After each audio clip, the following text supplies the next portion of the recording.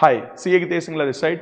इस वीडियो में हम बात करेंगे सीए इंटर न्यू कोर्स के बारे में। कौन कौन से सब्जेक्ट्स हैं, पासिंग क्राइटेरिया क्या है, एग्जाम्पशन को लेकर क्या रूल्स हैं और फाइनली सिंगल ग्रुप करना चाहिए या दोनों ग्रुप करने चाहिए एक साथ। तो आइए स्टार्ट करते हैं। सीए इंटर में दो ग्रुप्स हैं, group 1 having 3 papers and group 2 again having 3 papers.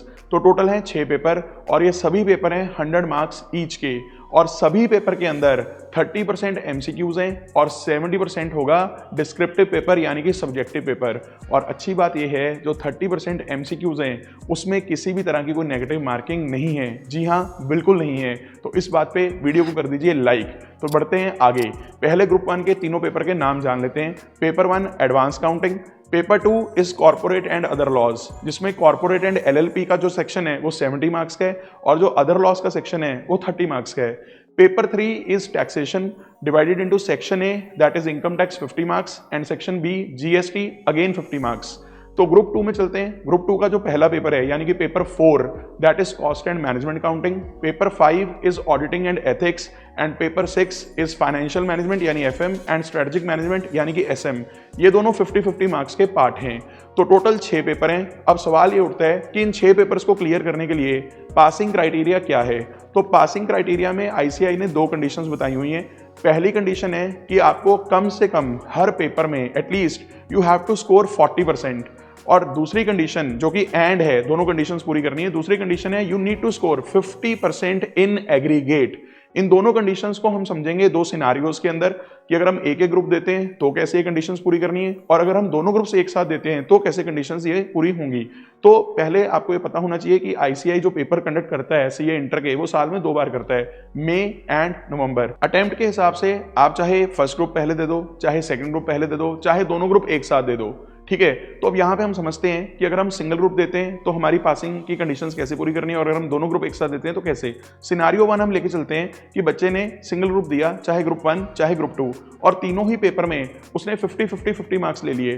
Condition 1, क्या 40% हर पेपर में है? यस। कंडीशन 2, क्या एग्रीगेट 50% यानी कि 300 में से 150 मार्क्स क्या बन रहे हैं? द आंसर इज यस, यानी ग्रुप 1 इज क्लियर।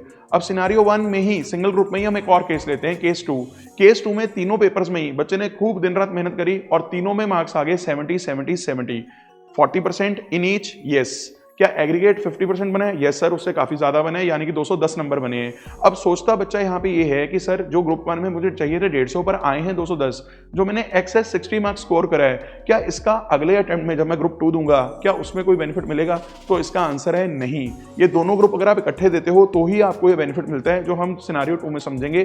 फिलहाल आपको ये समझना है कि अगर ग्रुप 1 आपने 210 नंबर से क्लियर किया है तो ग्रुप 2 जब आप देंगे तो वहां पे भी आपको 150 मार्क्स इसी तरह से 40% इन ईच एंड 50% एग्रीगेट आपको स्कोर करना ही पड़ेगा। तो ये हो गया केस 2। एक केस हम और लेते हैं सिंगल ग्रुप के अंदर ही। आपके फर्स्ट पेपर में आए 70, सेकंड पेपर लॉ में आपके रह गए 39 और टैक्सेशन में आपके आगे 51। ये टोटल बन गया 160। तो यहां पे आपका 50% एग्रीगेट तो बन रहा है, बट एक पेपर में जहां आपके 39 मार्क्स रह गए वहां 40% नहीं बना, यानी आपका ये पूरा ग्रुप क्लियर नहीं होगा। बट जिसमें आपके 70 मार्क्स हैं अकाउंट्स में, यानी कि 60% और मोर अगर आपके किसी पेपर में आते हैं, उस पेपर को आईसीएआई बोलता है कि वो पेपर आपको दोबारा देने की जरूरत नहीं है अगले 3 अटेम्प्ट्स के लिए। उसे हम बोलते हैं पेपर हो गया है एग्जम्प्ट। तो अब नेक्स्ट टाइम जब आपने ग्रुप 1 करना है तो आपको सिर्फ 2 पेपर देने हैं, that will be of law and taxation. और उसमें स्कोर कितना करना है? पेपर 1 में आपका आया था 70, अगली बार अगर आप 40-40 भी स्कोर कर लेते हैं और टोटल बन जाता है 150, तो 40% वाली कंडीशन भी पूरी हो रही है और आपका एग्रीगेट बन रहा है 150, यानी पेपर 1 के 70 मार्क्स काउंट किए जाएंगे बाकी 2 पेपर्स के लिए। तो टोटल आपका एग्रीगेट इस तरह से चेक किया जाएगा और आपका ग्रुप 1 हो जाएगा क्लियर। बट ध्यान रखिएगा ये एग्जाम्पशन सिर्फ 3 अटेम्प्ट्स के लिए वैलिड होती है। आगे ये नहीं है कि आज एग्जाम्पशन लेने के बाद आप 2 साल के बाद जाके आप बाकी 2 पेपर दे देंगे, इस तरह से आप नहीं कर सकते।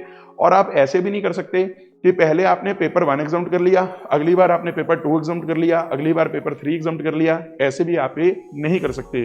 तो इसके अंदर उम्मीद है आपको सिंगल ग्रुप की बातें भी पता लगी होंगी और आपको एग्जाम्पशन की कंडीशंस भी आ गई होंगी समझ।